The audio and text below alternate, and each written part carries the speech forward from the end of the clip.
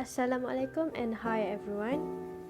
Today, our group would like to discuss topic about an analysis towards historical development of fiqh and its implication in the halal industry.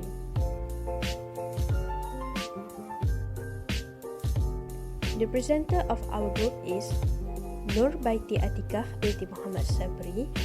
The next presenter is Muhammad Arif Nabil bin Khairi. And the third one is Ainul Husna Afiqah binti Nurdin. And the last presenter is Nur Atirah binti Muhammad Zamzuri. What we will discuss on this topic? We will start with introduction, objectives, evolution of fiqh, implication fiqh towards halal industry, recommendation, and conclusion.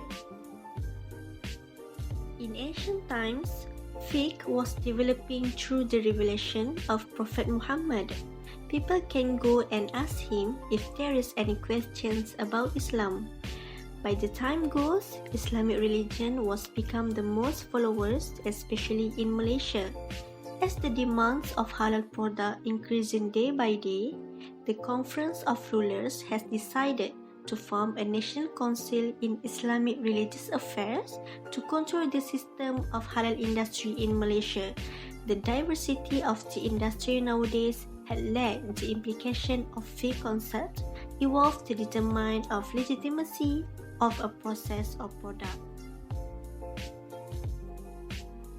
The objective of this topic is to know how scholars determine the law regarding contemporary halal issues. Second, to understand the implication of fiqh in halal industry, and to analyze the differences on implication used in every issues.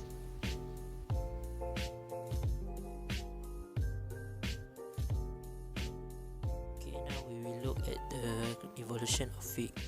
In the evolution of fiqh, it has 6 stages. These stages occur respectively in the following historical periods.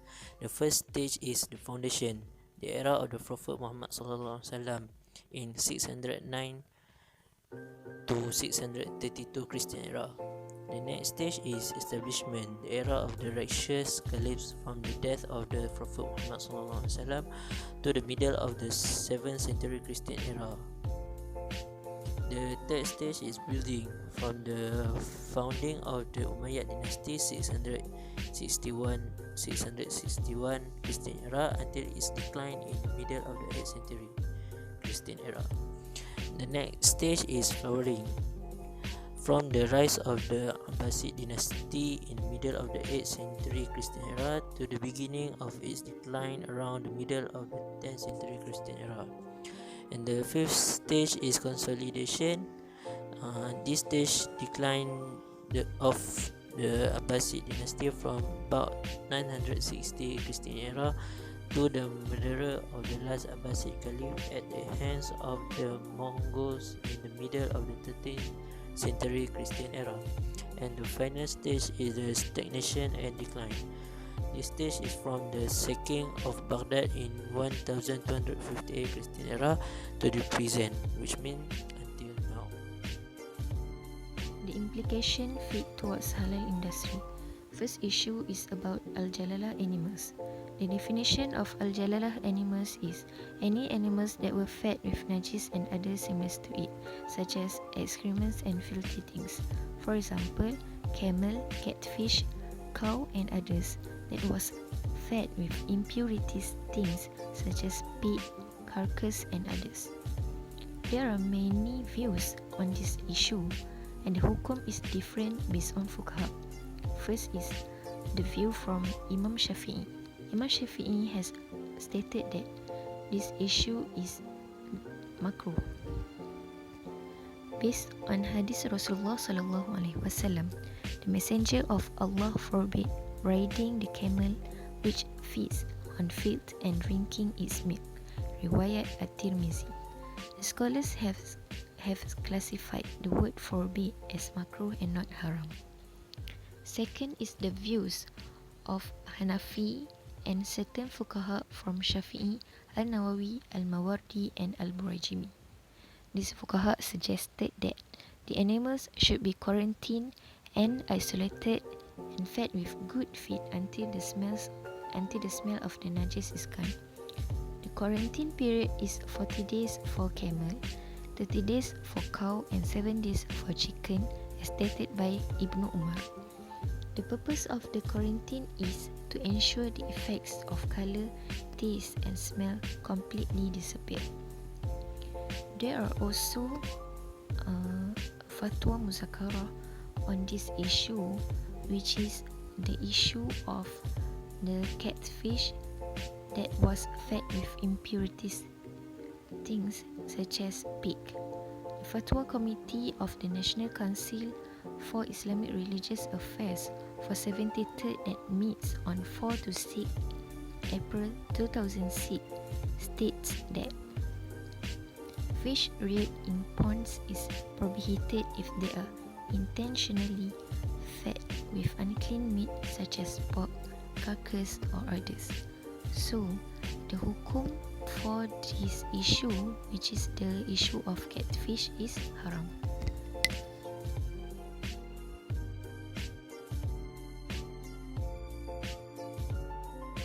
The next implication is istihalah. Istihalah can be defined as transformation or conversion of material which involves changes in its composition and properties. According to Nazih Hamed, the order istihalah refers to the transformation of filth, najis or haram materials to another form which is different from the original material either in the name, criteria and nature. There are three types of istihalah, which is istihalah sahihah, istihalah fasidah, and istihalah mulghah.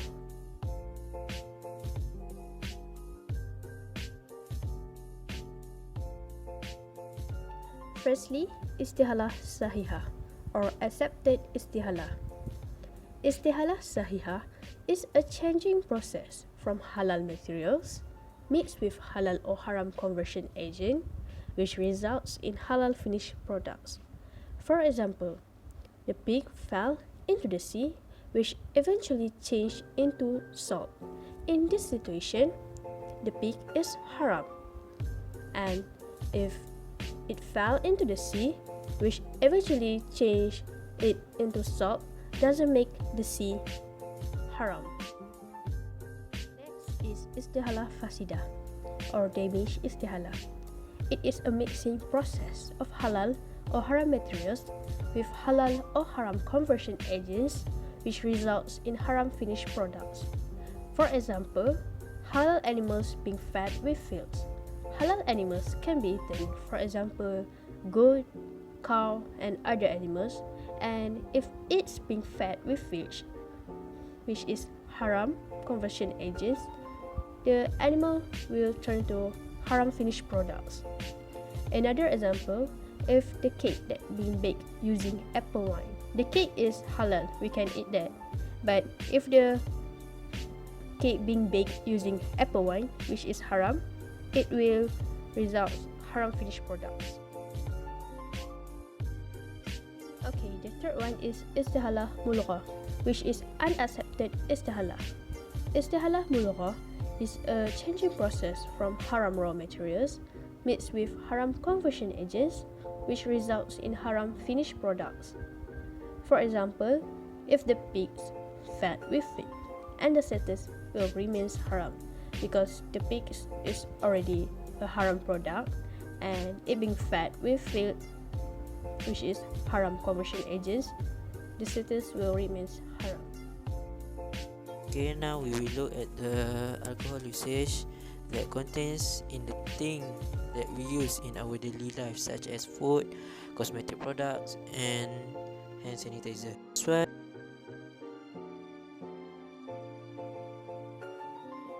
is food. The original ruling for ethanol in food is it is an intoxicating chemical. Whatever ingredient that is intoxicating in food is prohibited to be eaten. Ethanol is a scientific name for alcohol. According to the 4th edition of Kamus Dewan, alcohol is a flammable and intoxicating chemical in liquid form. The evidence for its prohibition came from a hadith from Jabir radhiyallahu anhu. The Prophet Muhammad sallallahu alaihi wasallam said, "Ma askara kathiruhu fa qaliluhu haramun." The meaning is, if a large quantity of any beverage intoxicates, then a small amount of it is prohibited, which means if the amount of alcohol that used in the food, it is allowed, we allowed to eat that food. This means that the impurity status of alcohol depends on one imperative characteristic of alcohol, which is it is an intoxicant. It is understood that just because it is alcohol, it is not automatically assumed to be an intoxicant. If it is not taken from alcohol or other intoxicating beverages, for example tapai, a dessert, is not prohibited even though according to expert it contains alcohol, for it is not intoxicating. Okay, now we will look at the alcohol usage in the cosmetic products. For example, perfumes. It is permissible for Muslims to use perfumes containing alcohol. According to Dr. Ali Ahmad Mashair, Grand Mufti at the Department of Islamic Affairs and Charitable Activities in Dubai, he said this fatwa is based on the fact that the proportion of alcohol in perfumes is small and thus does not affect the purity of a Muslim prayers. However, if a Muslim wants to be cautious, he can use oil-based perfumes which are alcohol-free. He said many types of perfume are made in the traditional way without alcohol. If alcohol-free fragrance are available, Muslims are obligated to use them. There are two legitimate opinions about impurity of perfumes containing a high percentage of alcohol. One opinion holds that such perfumes are unclean because alcohol is unclean. Another opinion says that such perfumes can be used because alcohol is not impure. He said many Muslim scholars hold the view that use of perfumes that contain only a small percentage of alcohol can be allowed since it does not cause intoxication. Okay, the last one we will look at the usage of alcohol in hand sanitizer. The usage of hand sanitizer is to kill any bacteria on the surface of the skin. It is also an effective chemical in killing germs and bacteria and better tolerated compared to washing hands using water and soap. According to the Food and Drug Administration (FDA) guideline, every hand sanitizer product on the market must contain ethyl alcohol, ethanol, isopropyl alcohol, which is isopropanol, and benzalkonium chloride as the main ingredient. Furthermore, there are also hand sanitizers that use chemical other than alcohol to kill microorganisms and bacteria such as povidone iodine or triclosan. According to the majority of the scholars, alcohol is najis for it included as an intoxicant chemical. This is as stated in a hadith narrated by Ibn Umar radhiyallahu anhu, where the Prophet Muhammad sallallahu alaihi wasallam said, "Kulla muskirin khamrun wa anna kulla khamrin haramun." Every intoxicant is khamrun, and every intoxicant is unlawful. Professor Dr. Basri Ibn Ibrahim Al-Hasani Al-Azhari stated in his book that scholars have differing opinions as to whether alcohol is najis or not. The basis of the matter is scholars agree that alcohol is najis, but they have differing opinions as to the characteristic of its najis. Some scholars hold the opinion that the matter of alcohol itself is considered najis, whereas another opinion state that the matter of alcohol itself is not najis. Consequently, it is najis through its meaning, which means it is najis and prohibited from drinking it because it is impure, the same as drugs and others like it. But we can use it to clean our self from the bacteria or microorganism. So the last part is about slaughtering. Actually, there are many ways of stunning in slaughtering, but we will only highlight about penetrative captive bolt and non-penetrative captive bolt. These ways, both are using gun to strike or hit on the head of animal so that the animals will immediately unconscious. But these are considered as haram because it will hurt the animal and cause death before the slaughtering process. The dalil of this hukum come from Surah Al-Ma'idah verses 3. Allah said, "Those animals killed by strangling or by a violent blow or by a headlong fall or by the goring of horns, and those from which a wild animal has eaten, except what you are able to slaughter before its death." Okay, next we go with recommendation. Firstly, JAKIM and Department of Veterinary Services need to provide strict rules and procedure on industry that involve animals to prevent al-jalalah issue. Next, halal authority or food processor can find any process that use method other than alcohol to stay away from the khilaf of the scholars. It is to avoid shubhah methods. For example, food processor can combine any ingredients in order to make the food is as good as using alcohol. Due to the many opinions issue on the halal of products and food, halal industrial students and JAKIM need to work together to spread awareness about the validity of halal certification and proper fatwas to avoid doubts. It can use any suitable method such as social media to spread the awareness. Halal authority needs to make sure that electrical standing used for all bovine animals only. The strength of current use must be 0.75 ampere for goat or 2.0 ampere for cow between 3 to 6 seconds only. It must be supervised by a trained Muslim. In this topic, we can conclude that every Muslim should have at least basic about fiqh concept to avoid taking the wrong opinion from any unknown source. Referring to the correct legal is a must, as a lot of fatwas, opinion, and hukum are different. Halal authority should wisely determine the suitable implication used in any problem that will arise later.